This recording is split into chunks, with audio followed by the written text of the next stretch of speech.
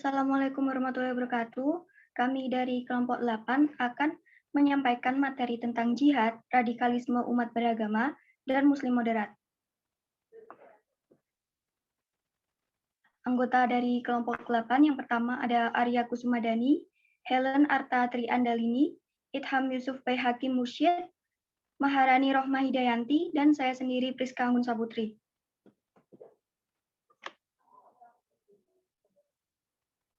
Topik pembahasan pada materi kali ini yang pertama, pengertian jihad dan radikalisme.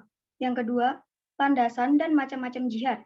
Yang ketiga, latar belakang, bentuk, dan dampak radikalisme. Yang keempat, upaya menanggulangi radikalisme.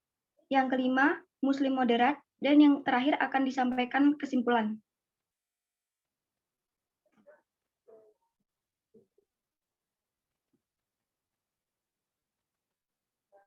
Pengertian jihad dan radikalisme.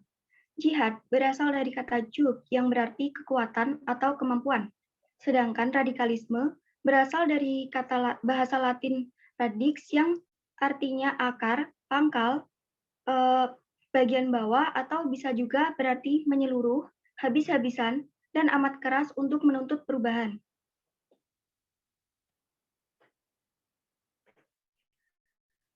Berikut adalah pengertian jihad menurut para ahli. Menurut Munawir, jihad dapat diartikan sebagai perjuangan. Menurut Al-Roghib Al-Asfahani, sebagaimana dikutip oleh Rohimin, kata al-jihad atau mujahadah berarti mencurahkan kemampuan dalam menghadapi musuh. Secara terminologis, jihad berarti mencurahkan kemampuan untuk membela dan mengalahkan musuh demi menyebarkan dan membela Islam. Menurut Yusuf Kordawi, membagi jihad menjadi 3 tingkatan. Yang pertama, jihad terhadap musuh yang tampak. Yang kedua, berjihad menghadang godaan setan. Dan yang ketiga, berjihad melawan hawa nafsu.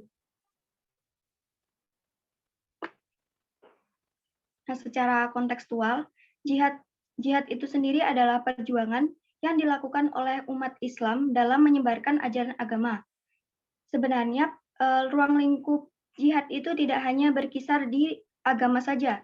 Dalam ruang lingkup yang lebih luas, jihad itu bisa berarti perjuangan sesuai dengan profesi dan keahliannya masing-masing.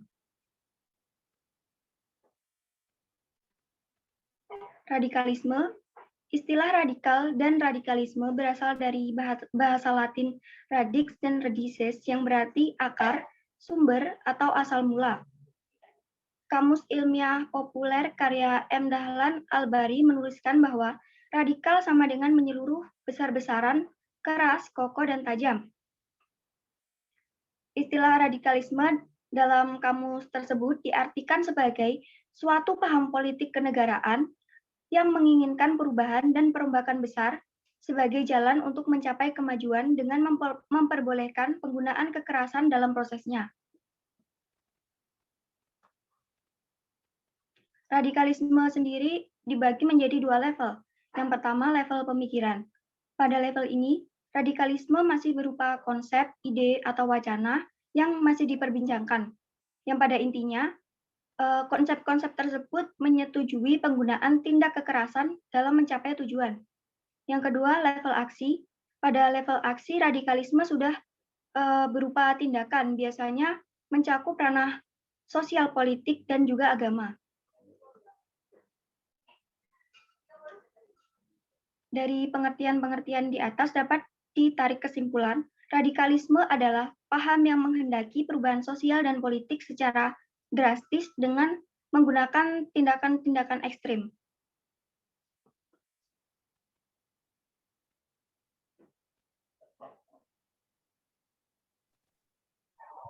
Yang selanjutnya adalah landasan dan macam-macam jihad. Landasan jihad adalah menegakkan hegemoni Islam dengan cara membebaskan individu-individu dari dominasi politik non-Muslim. Macam-macam jihad yaitu ada 3, yaitu jihad al-adu as-zahir, yaitu jihad dari jihad. Yang kedua, mujahadah as-syaitan, jihad menghadapi syaitan. Yang ketiga, mujahadah an-nafs, yaitu jihad memerangi hawa nafsu. Macam-macam jihad menurut As-Sunnah itu ada 7. Yang pertama yaitu jihad berperang di jalan Allah. Jihad ini dapat diartikan dengan berperang dengan jiwa dan hartanya melawan kemiskinan, kebodohan, penyakit, ketertinggalan dalam segala bidang. Yang kedua yaitu jihad menjalankan ibadah kepada Allah. Contoh dari jihad ini adalah pada masa pandemi COVID-19 ini, bagi mereka yang sudah melaksanakan hajinya, cukuplah sudah karena haji diwajibkan hanya sekali seumur hidup. Jadi uang ongkos untuk haji bisa digunakan untuk menolong mereka yang kekurangan. Dengan pahalanya dikategorikan pada jihad di jalan Allah karena menyelamatkan kehidupan umat manusia. Suatu amalan yang sangat mulia yang berkategori jihad fisabilillah. Yang ketiga yaitu jihad menuntut ilmu. Maksud dari jihad ini adalah mempelajari ilmu yang bermanfaat dan agama yang benar. Yang keempat adalah jihad mengatakan yang benar di hadapan bangsa zalim. Kita sebagai umat Islam harus berani dalam menyampaikan kebenaran dan keadilan. Yang kelima yaitu jihad berbakti kepada orang tua. Dengan berbakti kepada orang tua, diharapkan rahmat Allah SWT akan turun kepada kita. Perhatikanlah kehidupannya, sebagaimana mereka telah memperhatikan kita di waktu kecil. Yang keenam yaitu jihad melawan nafsunya sendiri. Maksud dari jihad ini adalah memerangi hawa nafsu yang terdapat dalam diri manusia itu sendiri, dan nafsu tersebut harus dikendalikan. Dan yang ketujuh adalah membantu janda dan orang-orang miskin termasuk jihad. Contohnya adalah pada masa pandemi ini, momen umat Islam berjihad membantu kaum duafa dan fakir miskin termasuk pada janda-janda miskin. Sebab mereka ini sangat merasakan betapa dahsyatnya dampak akibat COVID-19 ini. COVID ekonominya hancur, pekerjaan di PHK sehingga menghasilkan penghasilan tidak menentu. Dan saat seperti inilah kaum muslimin yang memiliki kelebihan harta sangat dibutuhkan uluran tangannya, sehingga mereka dapat bertahan hidup setidaknya untuk makan sehari-hari. Next.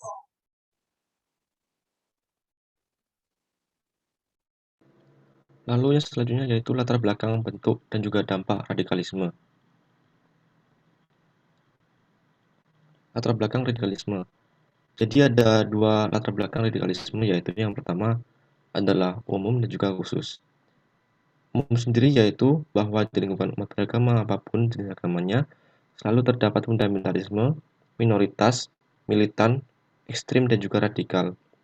Lalu khusus sendiri adalah seperti pengetahuan terhadap agama yang tidak tepat dan sempit, ada tekanan sosial, ekonomi dan politik, lingkungan masyarakat yang tidak kondusif, serta kurangnya rasa berbangsa dalam masyarakat.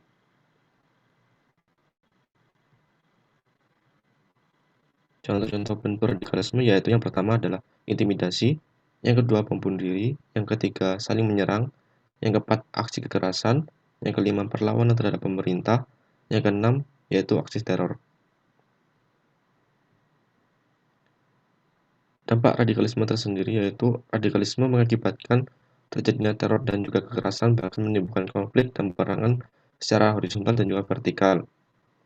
Apalagi jika yang terlibat berasal dari kelompok agama yang berbeda, tentu akan banyak korban harta benda bahkan nyawa akibat aksi radikalisme tersebut.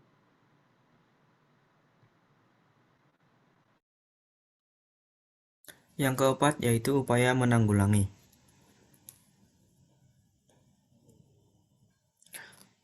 Upaya-upaya untuk menanggulangi radikalisme umat beragama di Indonesia khususnya dapat dilakukan dengan mengetahui secara tepat akar permasalahannya. Selanjutnya, dicari solusi yang tepat dan bijak dengan melibatkan pihak-pihak terkait, khususnya para pelaku radikalisme agama. Yang selanjutnya adalah Islam moderat. Next. Apa itu Islam moderat? Secara terminologi, Islam moderat sebagai istilah yang merujuk pada mereka yang menolak pemberlakuan kekerasan sebagai garis ideologi dan perjuangannya. Sedangkan secara etimologi, artinya suatu karakteristik terpuji yang menjaga seseorang dari kecenderungan bersifat ekstrim. Next. Islam moderat dalam bahasa Arab.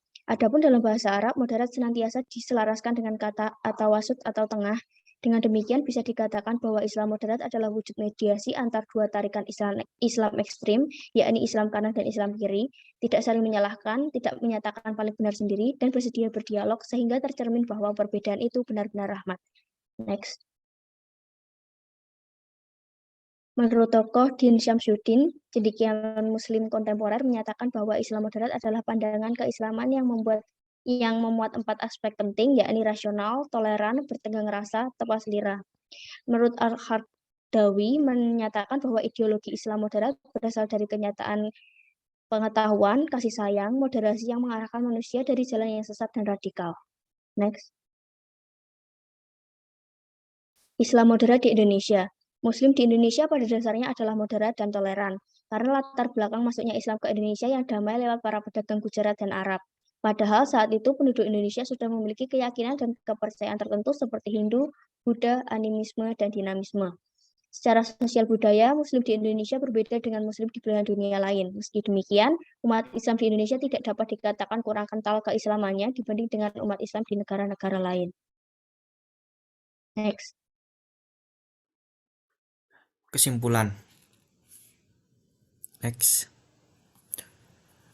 Yang pertama, jihad di masa sekarang lebih baik dilakukan dalam bentuk kegiatan non-fisik sehingga fokus bukan lagi bagaimana mati di jalan Allah, tapi untuk bagaimana hidup di jalan Allah. Yang kedua, radikalisme merupakan paham ekstrim yang menghendaki perubahan sosial politik. Radikalisme merupakan salah satu bentuk ancaman terhadap pertahanan dan keamanan negara karena dapat membahayakan kelompok-kelompok masyarakat tertentu. Yang ketiga, Islam moderat adalah pandangan umat Islam yang mengedepankan jalan tengah dalam penyelesaian masalah maupun dalam memperjuangkan agama Islam. Islam moderat adalah kebalikan dari radikalisme.